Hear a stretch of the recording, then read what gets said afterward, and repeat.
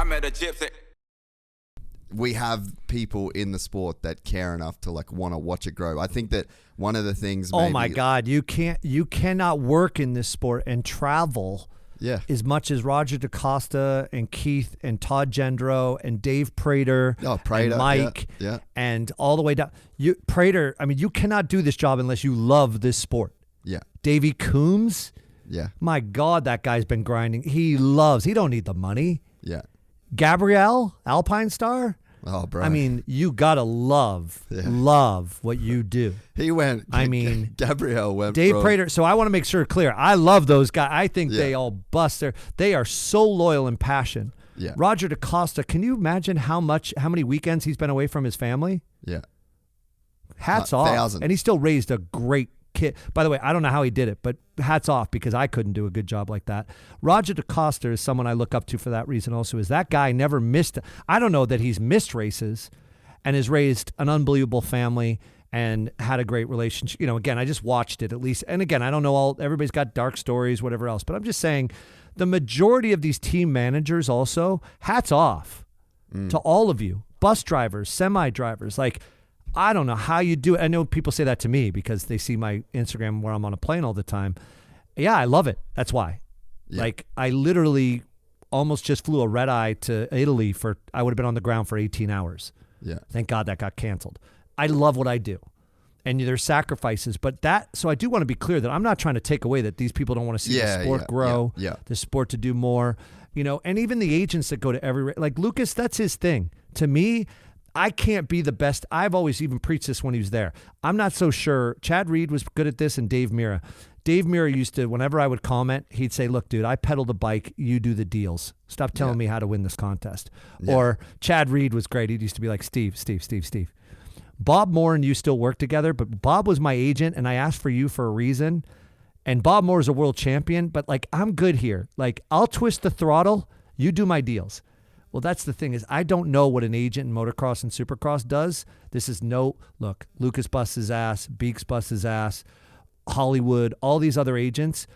I just, for years after doing it with Travis, realized that like, I don't know why I have to go to every race. I'm not doing the deals there.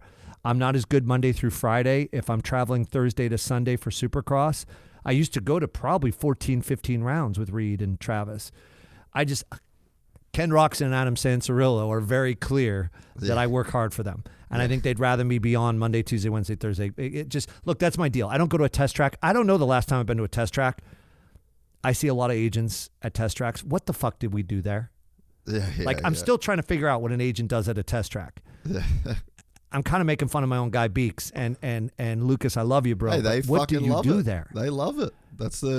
They love it. So you just did it for me. That's Gendro Prater. Yeah. They love it. Yeah. They love it. I just hope they balance. And it's back to the one thing is this, like, it's where I didn't balance in life. I will watch Beeks and I will not allow him to do that because he's got a wife and he's got children. You need to find balance in life. And hats off that Roger DaCosta, all these guys, Gendro, man, in the offseason, I hope they really shut down. But you know what? It's because what you said, they love it. So I shouldn't be even talking shit right now, but they love it.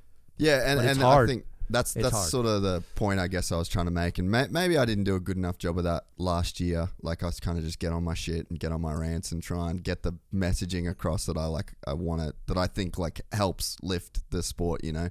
But it's like, we've got people that really, really do care. They really do love it. And like I want to see it grow. And I think that you have to have these conversations where you challenge the way that things are currently done, and you challenge the old ideas, and you challenge the old people that are able to pull certain strings in the sport. Because without those kind of conversations and without poking the bear, in a sense, it's like, you know, you're really not going to be able to wake it up.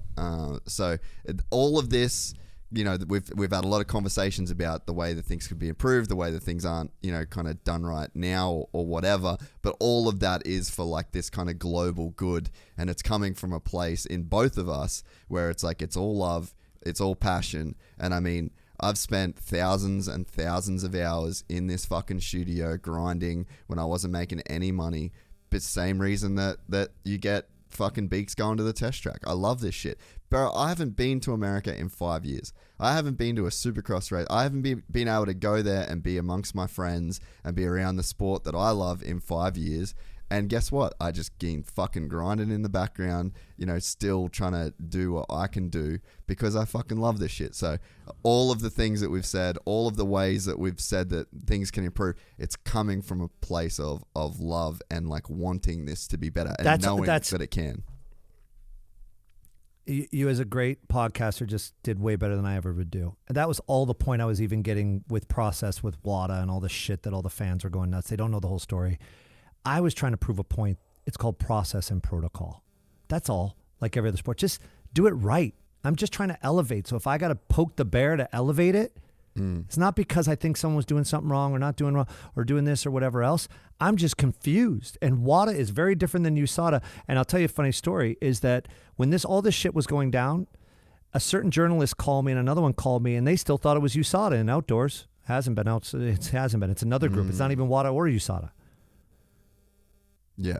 If my point was when I said all other sports or all other athletes, I shouldn't say that. It's just I'm saying the majority, like very clearly from the NBA, because God darn it, you're an idiot if not, because you take these tests and there's NFLPA, there's NBAPA, there's just more information than you need. Or Olympics, they're as vocal as it gets. We need to know where you're at all times. We could test you anytime, but like in competition, I know everybody's going to be like, now you're exaggerating, but I'm not. Is in competition according to WADA, you can't take aspirin. I mean. So I got to know when I'm crossing rules. They're all different. Yeah. So it's like, unfortunately, we don't have one thing called the NFL. So it's more just I'm trying to prove a point that you can't show up in Cardiff and have one set of rules and not, and everything's fine. It's exhibition or whatever else. I'm not blaming anybody. It's why I told Adam, it's like, make me the bad guy. I'm just trying to teach a lesson here and call me an asshole, call me wrong for doing it. Yeah. I just want things to get better. And it's just, you nailed it on the head. Is that like, I'm not trying to be a jerk. Like, I love these people in this sport. And I showed up at the last outdoors this year. And by the way, I haven't been to an outdoor. I don't know the last time. And I showed up at the last outdoors. I wanted to support some people and come say hi and whatever else. And a guy I really respect at Monster and knows I work with them in music and other stuff is like, holy shit. I know he's joking. He's blessing, like, this guy's at an outdoor national and he's blessing our presidents, whatever. I actually laughed with him. We joked about it, whatever. But what he doesn't know is behind the scenes, I was working harder in motocross, supercross on some stuff in the off season than any other multi-million-dollar music, any other artist. It's just, I can do that work without being at the races. Yeah, yeah. But it's just getting to your point. It's perception versus reality. I didn't leave like he was being joking like, oh, the guy, he's now off like music and NBA and all that. No, I love this space. And frankly, it's what I respect Wasserman. They will always, Casey remembers what built that business, which was mostly motorsports. In action sports, sorry. Like, remember, our highest paid client for many, many years was Ken Block, Travis Pastrana, Chad Reed, because NBA and all that was new to them. Right? Yeah. When I came in, Casey wasn't doing mainstream. He was doing consulting. He just started too. So, I respect how much he still invests in that and always will and allows Lucas, Travis Clark, that whole gang. And I know I will at the family. I will always support surf, skate, snow, motocross. But if we're honest, that person at Monster's right, There's a lot of money. There's just these sports have grown, or this music industry's grown. And unfortunately, it's like Groundhog's Day in action sports right now. It's sad. We're excited to announce the launch of our new membership site, gypsytales.com, packed with exclusive content and perks that you won't find anywhere else. This is your chance to become a part of the Gypsy Gang. And as a special bonus, if you sign up to an annual membership, you'll be entered into the draw to win our custom-built TC125. Gypsy Gang.